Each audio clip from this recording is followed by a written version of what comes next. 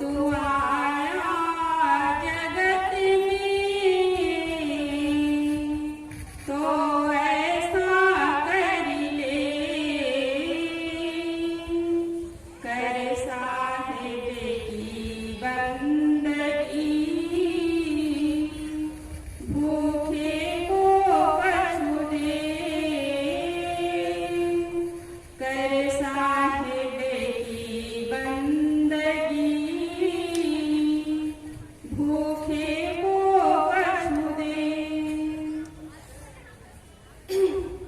इस मंच में विराजमान अर्चनी मंडली संत समाज, दूर दराज से आए हुए परम सम्मानीय भक्त सज्जनों एवं भक्तिमती माताओं, आप लोगों के समक्ष कुछ देर निवेदन प्रस्तुत है।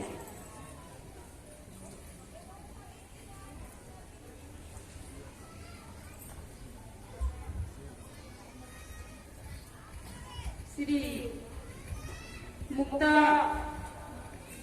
मुक्तामणि साहब जी के प्रकट दिवस के अवसर पर यह त्रिदिवसीय सत्संग कार्यक्रम रखा गया है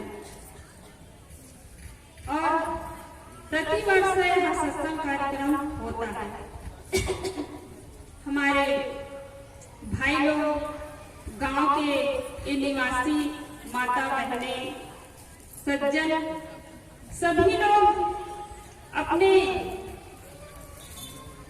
धर्म की कमाई को इस अच्छे कामों में लगाते हैं, पुण्य के कामों में लगाते हैं। और गांव में जब सत्संग कार्यक्रम होता है तो हमारी माता बहनों के सुधार, भाइयों के सुधार और बच्चों को अच्छा संस्कार मिलता है। कई गांवों में देखा जाता है कि कभी गुरुजन जाते ही नहीं हैं, कभी उस गांव में सत्संग होता ही नहीं है। और जिस गांव में सत्संग न हो, जिस गांव में गुरुजन न जाए, उस गांव की दशा को देखिए आप। एक घर में ऐसा न मिले जो खान पान शुद्ध हो, जिसके घर में शाकाहारी भोजन बनता हो, गलत खान पान चलता है, गलत बात व्यवहार चलता है, तो आप लोग बड़े ही सौभाग्यशाली हैं कि इस गांव में प्रतिवर्ष सत्संग कार्यक्रम होता है और दूर दूर से गुरुजन आते हैं, जिसके आप दर्शन एवं सत्संग से लाभ लेते हैं। तो आपका जीवन सुंदर और सुखमय बनता है। मैं पूछना चाहूंगी कि आप लोग अपने जीवन में संतुष्ट है कि नहीं है? हाथ उठा सकते हैं कि आप अपने जीवन में जो कुछ भी मिला है आपको, तो आप लोग कितने लोग संतुष्ट है? अच्छा, इतने जनसंख्या में 25% भी संतुष्ट नहीं है।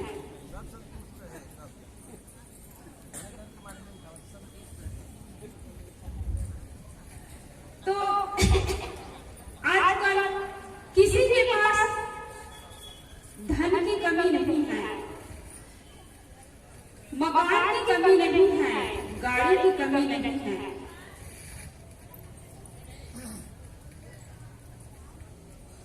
पहले जमाने में धन भी कम, मकान भी छोटा सा रहता था, गाड़ी भी किसी के यहाँ होती थी, लेकिन सुखी जीवन जीते थे।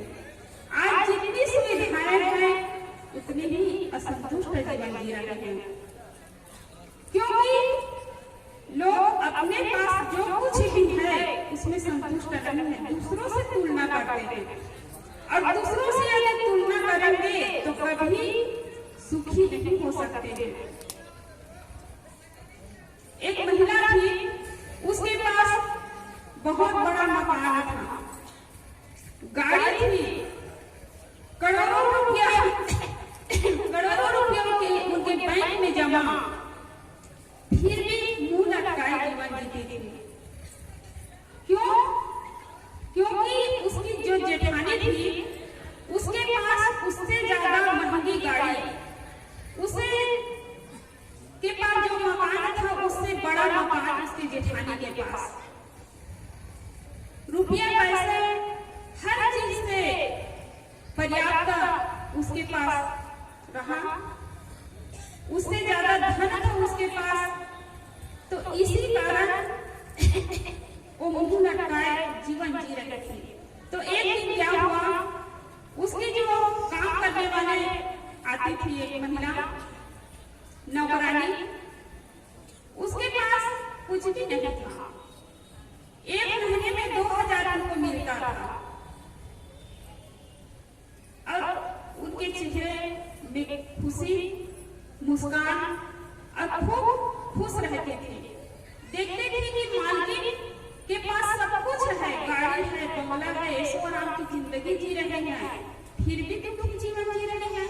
और वो नौकरानी समझ रही थी कि अपने जेठानी के धन संपत्ति को देख करके, ऐशो आराम की जिंदगी को देख करके ये दुखी है।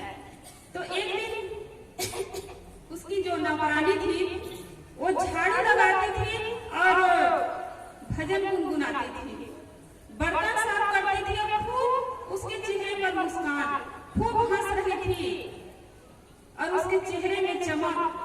तो उसको देख करके ये मालकिन जो है कहती है इनको क्या हो गया है, इनके पास तो कुछ भी नहीं है फिर भी इतने खुश है।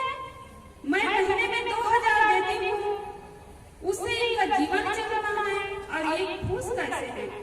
तो पूछती है कि तुम्हारे पास कुछ भी नहीं है फिर भी तुम इतने खुश क्यों हो।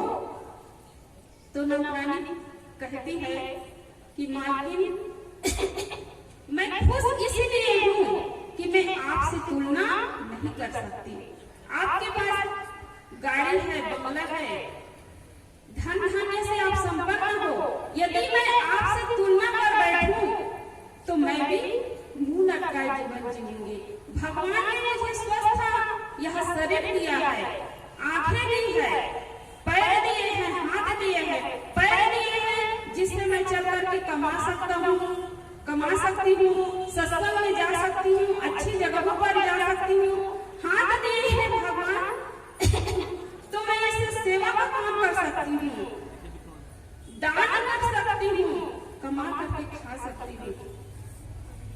और मैं आपसे तुलना करूंगी तो कभी सुखी जीवन नहीं जी सकती। तो उसको सबक मिल गया। नौकरानी को गुरु के तुल्य समझने लगी।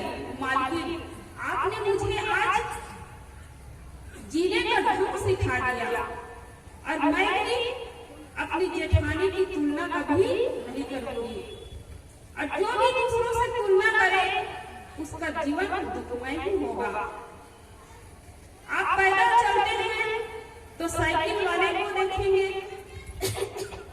तो आप दुखी जीवन जी सकते हैं। आपका शरीर स्वस्थ है, आप पैदल चल रहे हैं तो आप ऐसे व्यक्ति पर नजर डालिए जिसका पैर भी नहीं है, जिसका हाथ ही नहीं है। और ट्रेनों में जब यात्रा करते हैं, निकलते हैं तो ऐसे लोगों को देखने को मिलता है किसी के हाथ नहीं है, किसी की आंख नहीं है, किसी के पैर नहीं है, फिर भी उसके चेहरे पर मुस्कान है, भजन गुनगुनाते हैं, भीख मांग करके जीवन जीते हैं। आज हमारे पास सब कुछ है फिर भी दुखी जीवन जी रहे हैं। और ये दुख को किसने बनाया है? कोई भगवान ने नहीं बनाया है, दुख आपने बनाया है। दूसरों से अपेक्षा रख करके आप अपना दुख तैयार किए हैं, दुख खड़ा किए हैं। पति कहीं बाहर जाता है, ऑफिस में ड्यूटी करने के लिए जाता है, ऑफिस से लौटने के पूर्व क्या सोचते हैं, मैं घर जाऊंगा तो पत्नी मुझे गरम गरम चाय बना करके देगी, बिस्तर लगा करके रखेगी, कुर्सी लगा करके रखेगी। और आप यदि घर पहुंचते हैं, पत्नी कहीं काम में लगी है, गरम चाय न मिले, कुर्सी लगा हुआ न मिले, बिस्तर बिछा हुआ न मिले तो आपका दुख खड़ा हो जाएगा। ये दुख किसने खड़ा किया? समस्या सबके जीवन में है, लेकिन समस्या के बनाने वाले कौन है? कोई भगवान नहीं है, आप ही है। दूसरों से अपेक्षा करके ही हम अपनी समस्या बनाते हैं। हम सोचते हैं कि हमारे पास सब कुछ हो जाएगा तब हम सुखी जीवन जीते हैं। और हम देखते हैं किसी के घर में जाके ठहरना होता है, बड़े बड़े लोगों के यहाँ दिन भर ड्यूटी करते हैं, घर में आते हैं तो गर्म भोजन बनाकर भी खा नहीं सकता है। मैं एक जगह गई थी तो सुबह सब्जी बनाते हैं घर में, तो शाम तक वो सब्जी चलेगी। तो मैं पूछी कि गरम सब्जी बना लेना चाहिए, तो कहे कि क्या करें साहब जी, ड्यूटी में जाते हैं, ड्यूटी करके ऑफिस से जब लौटते हैं तो बस बैठ गए तो हिलने का मन नहीं करता है। तो देखिए धन की कमी नहीं है, पैसे तो खूब कमाते हैं, लेकिन गरम भोजन नहीं खा सकते हैं। तो दुख हम अपने लिए स्वयं तैयार करते हैं, समस्या हम खुद ही बनाते हैं।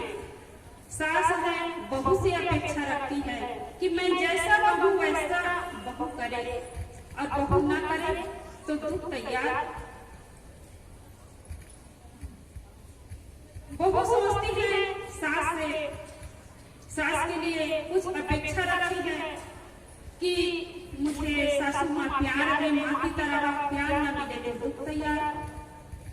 पड़ोसी से आप अपेक्षा रखते हैं मेरे साथ सुंदर व्यवहार करे, व्यवहार न करे तो दुख तैयार।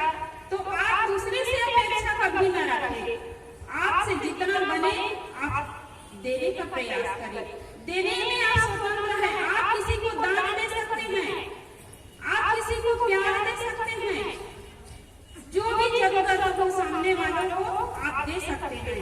लेकिन दूसरों से यदि पाने की इच्छा रखेंगे तो आपको दुख मिलेगा। पाने में आप स्वतंत्र हैं, सामने वाले से अपेक्षा रखें, सामने वाले ना दे उसकी मर्जी,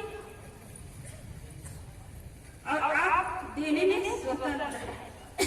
इसलिए हम देना सीखे, दूसरों को प्यार देंगे तो प्यार मिलेगा,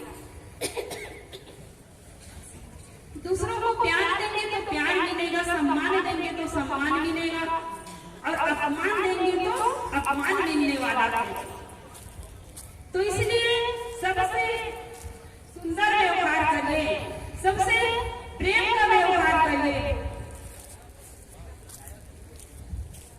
जो खिलाने में मजा आता है, आप लोग एक कार्यक्रम कर रहे हैं, सबके सहयोग से हो रहा है, और अभी जो 3 दिन का भंडारा होगा, जो खाने में खिलाने में मजा है वो खाने में मजा नहीं आएगा। अभी सबके साथ बढ़िया भोजन कर रहे हैं बैठ करके, उसमें कितना आनंद आ रहा है।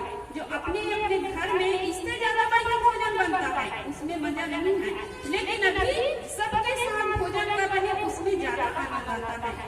तो जो खिलाने में मजा आएगा वो खाने में कभी मजा नहीं आता है। जो दूसरों को देने में मजा आता है वो लेने में मजा नहीं आता है। लेकिन हम क्या करते हैं, हमारे पास सब कुछ है लेकिन शिकायत भरी जिंदगी जीते हैं, कभी किसी को देना नहीं जानते हैं। एक बार क्या हुआ कि दैत्य लोग हमेशा विष्णु भगवान के पास जाकर के शिकायत करते हैं। विष्णु भगवान जी के पास जाकर के दैत्य लोग शिकायत करने लगे कि भगवान आप सदा देवताओं का ही सहारा देते हैं। जरा ध्यान देकर सुनिए कि आप सदा देवताओं का ही सहारा देते हैं, इसलिए उन लोगों की जीत होती है और हम लोगों की हार होती है। तो विष्णु भगवान ने समझाया कि मैं ऐसा पक्षपात कभी नहीं कर सकता हूँ। अब यदि तुम लोगों को विश्वास न हो तो मैं परीक्षा करके दिखला देता हूँ। 1 महीने बाद विष्णु भगवान जी ने अपने यहाँ भोज भंडारा रखा। भोजन भंडारा रखा तो बारी बारी से बैठना था, एक पंगत में दैत्य लोग और एक पंगत में देवताओं का पंगत। तो दैत्य लोग हमेशा खाने में आगे ही रहते हैं।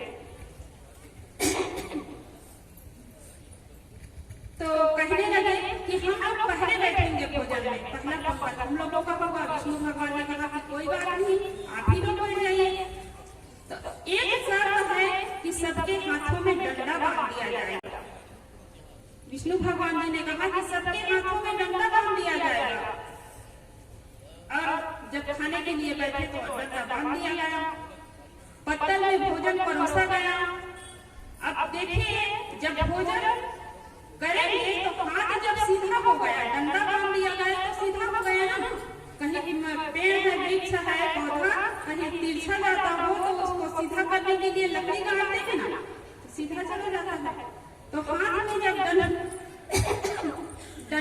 रख दिया गया तो हाथ सीधा हो गया, अपने तरफ उड़ेगा नहीं तो दूर से फेंकता था तो कहीं गर्दन में, कहीं गाल में, कहीं दूर चला गया, कहीं सिर में।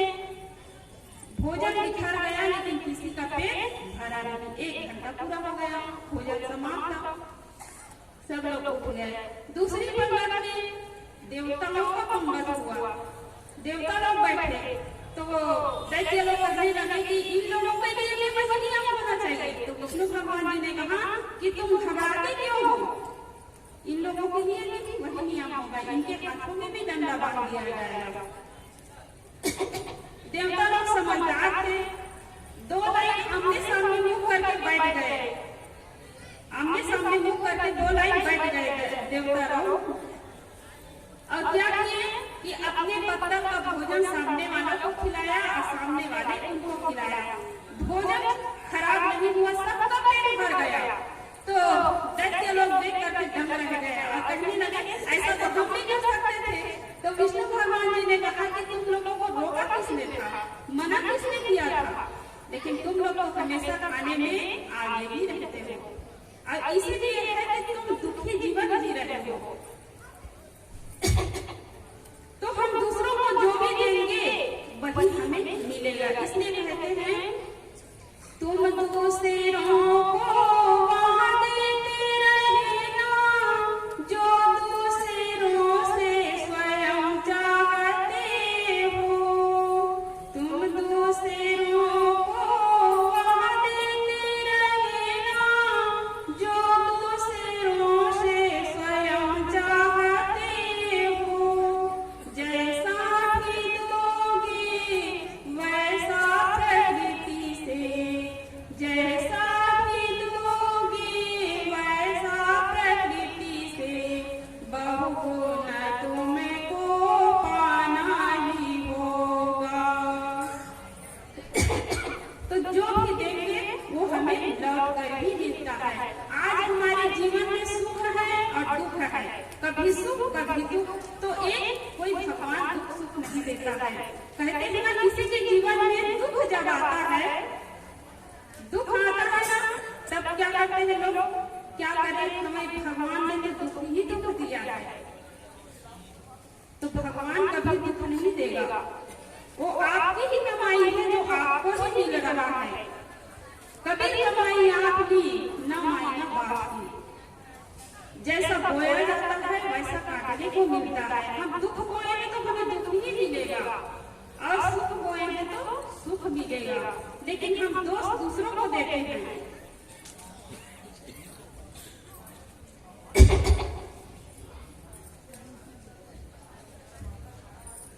तो हम अपने जीवन में कुछ अच्छा कमाई करें, अच्छे कामों में अपने धन को लगाए, अपने जीवन को लगाए। कौन कब तक जीता है इसका मूल्य नहीं है, कौन अपने जीवन में क्या करता है इसका महत्व है।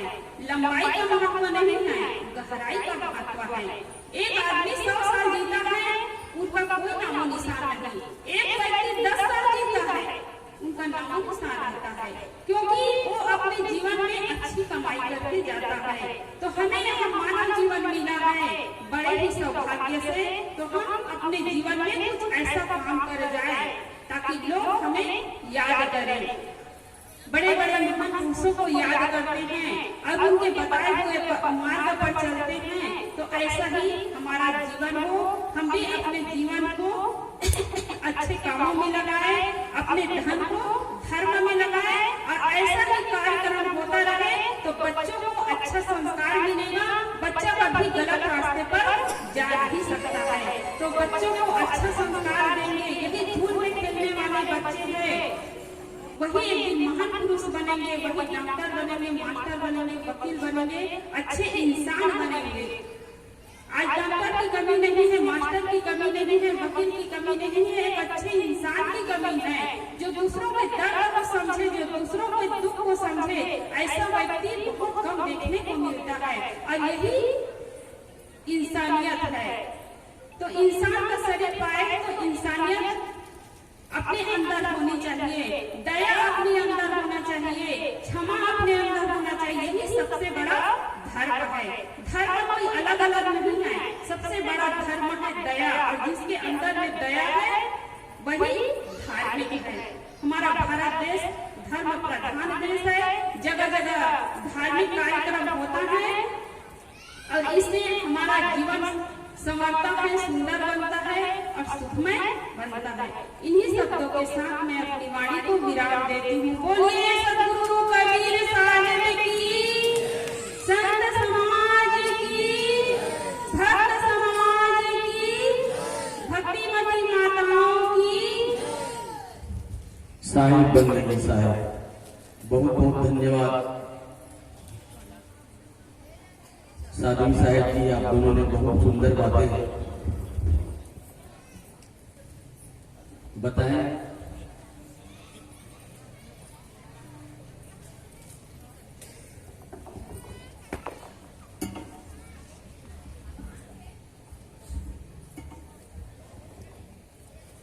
संतों के द्वारा भेंट बंधन के रूप में